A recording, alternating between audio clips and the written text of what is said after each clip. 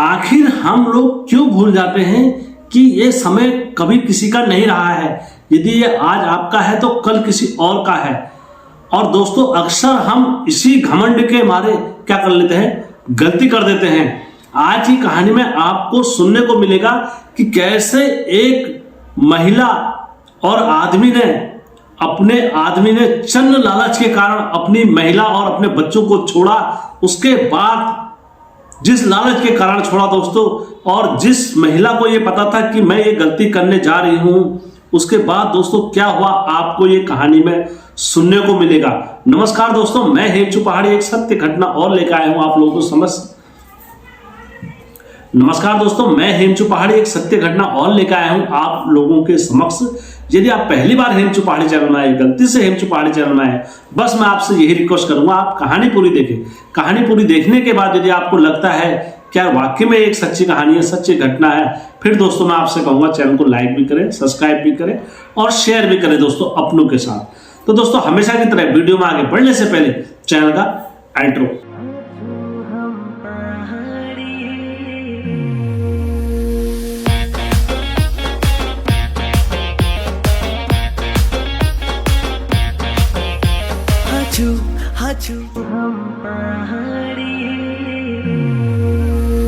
जय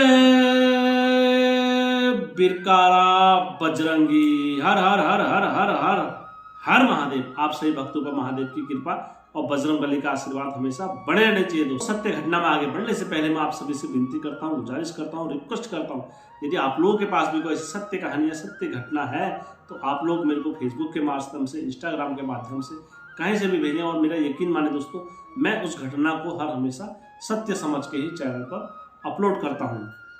तो दोस्तों ये कहानी मेरे पास उत्तराखंड से आई है और इस कहानी में जो कुछ भी आप अगर सुनोगे दोस्तों, ऐसा कभी भी किसके जीवन में हो जाता है। तो एक अशोक नाम का लड़का था और अशोक और आरती और अशोक ने क्या करा, पहले ऐसी उनकी शादी अरेंज मैरिज हुई तो अशोक को भी आरती पसंद आ गई और आरती अशोक को पसंद आ गई। दोनों एक दूसरे को पसंद करा। पसंद करने के बाद दोस्तों क्या हुआ, दोनों में प्रेम भी हुआ। प्रेम होने के बाद दोनों का खूब धूम धड़ाके से शादी वगैरह, बोलते हैं जैसे कन्यादान, जो रीति रिवाज के हिसाब से होते हैं दोस्तों। अक्सर ये देखना ना, कभी भी आप इस चीज़ को मानोगे कि कभी भी रीति रिवाज से शादी करने में बड़े से मिनिस्टर या बड़े से बड़े अधिकारी को भी मतलब अपने नियमों पर झुकना पड़ता है। ये हमारे पहाड़ के या हमारे धर्म के रीति रिवाज होते हैं। यहाँ तक कि महादेव को भी इस रीति रिवाज में जब आए तो उनको भी माता पार्वती से विवाह करने के लिए घोड़ी चढ़ना पड़ा। तो ये एक नियम है सृष्टि का। तो उसी प्रकार से इनने क्या करा, शादी करी अशोक से आरती ने। और शादी जब इनकी धूम धड़ाके से और बहुत रीति रिवाजों के अनुसार हुई, बोला जाता है जो रीति रिवाज होते हैं हमारे पहाड़ के बहुत अद्भुत और काफ़ी विचारणीय, अलौकिक रहते हैं। तो जब इनकी विवाह हुआ, विवाह होने के बाद इन दोनों का बहुत अच्छे से प्रेम संबंध चला। एक साल ये काफ़ी घूमे, इधर उधर सब जगह गए। दूसरे साल दोनों ने खाना पीना खाए तो इनका बच्चे भी हो गए। एक लड़का हुआ इनका, काफ़ी सुंदर हुआ। काफ़ी सुंदर होने के बाद इनने 1-2 साल रुके और रुकने के बाद एक दूसरा भी लड़का हुआ। 2 बच्चे हुए दोस्तों। आप इस चीज़ को विचार कर सकते हो कितना इनका घर, कितना इन पर इष्ट देवता, कितना इन पर कुलंकारी देवी देवताओं का आशीर्वाद था, जो इनके घर में इतनी सुख शांति और इतना विचारमय कार्यक्रम चला था। संतुष्टि होकर कोई ऐसा वो नहीं चल रहा था, बस विचार ऐसा कोई हल्ला गुल्ला ऐसा कुछ नहीं, बहुत अच्छे से चल रहा था। अब क्या हुआ, जब इनका इस तरीके से चला धीरे धीरे करके, तो 2 जने बीवी हो गई, 2 बच्चे हो गए इनके। 2 बच्चे हुए और 2 बच्चे बहुत अच्छे से इन्हें स्कूल में भी एडमिशन कराया, सब कुछ कराया। तो दोस्तों अक्सर क्या होता है, कोई भी आदमी अपनी जिम्मेदारियों से भागता है, तो या मुझे समझो अपनी जिम्मेदारी नहीं उठाई, अपने विचार अपने नहीं करे, तो वो अपनी जिम्मेदारियों से हटने के बाद क्या हुआ, 1 साल 2 साल, जैसे गांव में क्या होता है, कुछ बोलते हैं ना भगवान सर्वगुण संपन्न किसी को नहीं बनाता है। तो उसी प्रकार से इनके गांव में क्या हुआ, किसी में न किसी में कुछ कमी रहती थी जैसे, तो वो कमी मैं ऐसा, ये मेरा कहने का मतलब ये मत समझना कि हम सभी लोगों को ऐसा बोल रहा है या सभी महिलाओं को ऐसा बोल रहा है या सभी पुरुषों को ऐसा बोल रहा है, ऐसा नहीं। बस मैं आपको उदाहरण के माध्यम से समझाना चाहता हूँ। जैसे कि एक महिला थी, तो जैसे किसी का पीठ बाहर को निकला हो जाता है, कुकड़ी टाइप के नहीं होते ऐसे, तो उसी टाइप की महिला थी और विकलांग थी, समझ विकलांग थी, तो खाली शरीर से विकलांग थी, लेकिन दिमाग से बोलो तो बहुत तेज थी।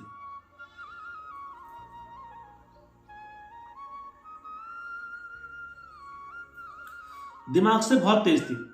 तो इतनी तेज थी दिमाग से, ये सोचो कि वो गांव में सर्वे करती थी, जैसे आंगनबाड़ी में नौकरी करते थे, तो आंगनबाड़ी में नौकरी करती थी, आंगनबाड़ी में नौकरी करती थी। तो गांव में घर घर में उनके वहाँ बच्चे वगैरह जो भी आते थे, तो बच्चों के पास जाना आना, उठना बैठना, उनके वहाँ काम कराना, ये सारी चीज़ें करने जाती थी स्वयं।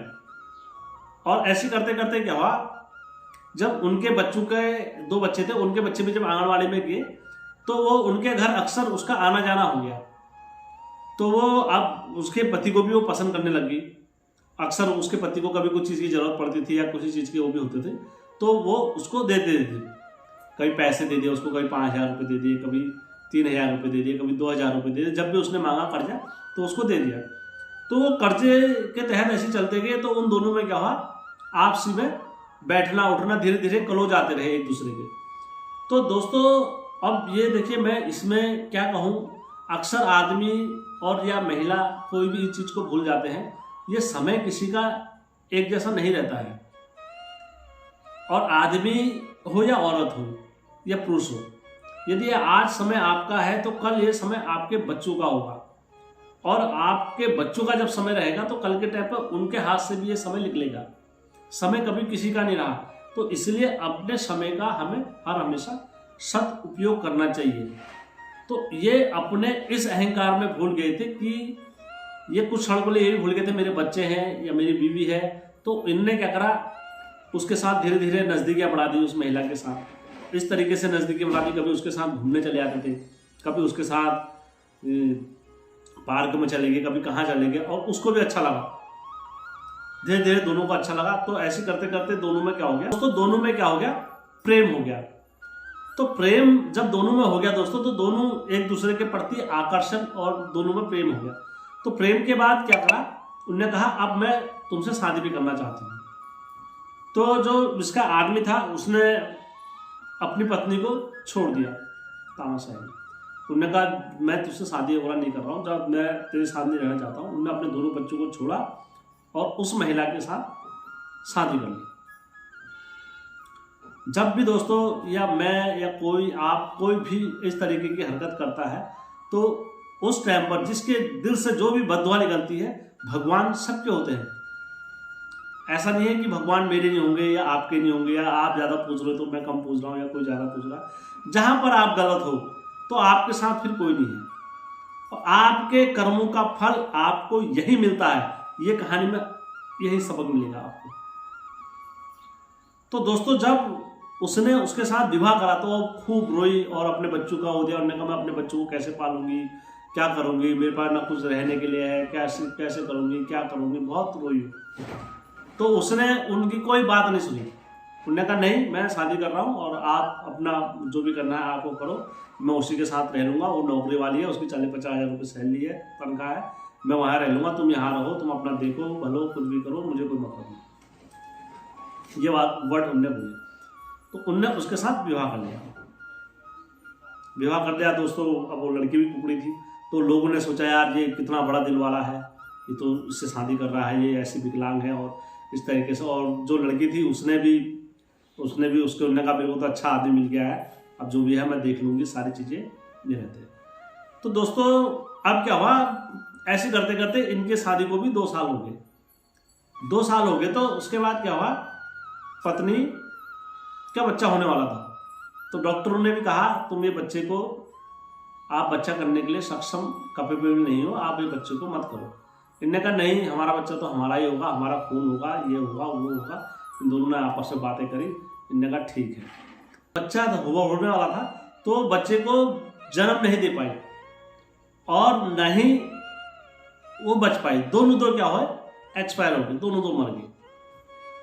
जब दोनों दो मर गए तो उसके बाद क्या हुआ, जो लड़का था नौकरी से भी गया, कार्य से भी गया, हर चीज से गया, और जो उस लड़की की नौकरी थी उस लड़की की नौकरी के बदले वहां पर दूसरी लड़की नियुक्त कर दी गई।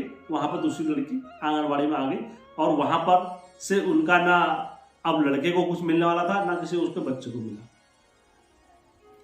तो अब आदमी से कोई दूसरी शादी करने को भी राजी नहीं, और वहां आरती ने भी उससे अपने घर लाने को मना कर दिया। आदमी को उन्होंने कहा अब तेरी यहाँ कोई जरूरत नहीं है, तूने जिस टाइम पर हमको छोड़ा, हमारे देवी देवताओं ने उस टाइम पर हमारी पुकार सुनी, आज जो तेरी ये हालत है तेरे अपने कर्मों से है।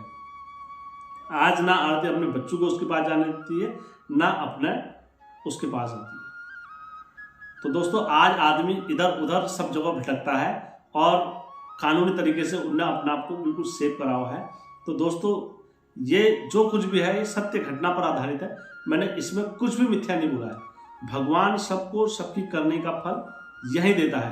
दोस्तों हमारे उत्तराखंड के जो भी देवी देवता हैं वो न्याय जरूर करते हैं, और न्याय जब करते हैं जब कोई उन्हें याद करता है। दोस्तों मैंने इस कहानी में कुछ भी मिथ्या नहीं बोला है, जो कुछ भी बोला है मैंने सत्य बोला है। यदि आपको कहानी अच्छी लगी होगी अपनों के साथ, बाहर वालों के साथ, घर वालों के साथ शेयर अवश्य करना। जय उत्तराखंड,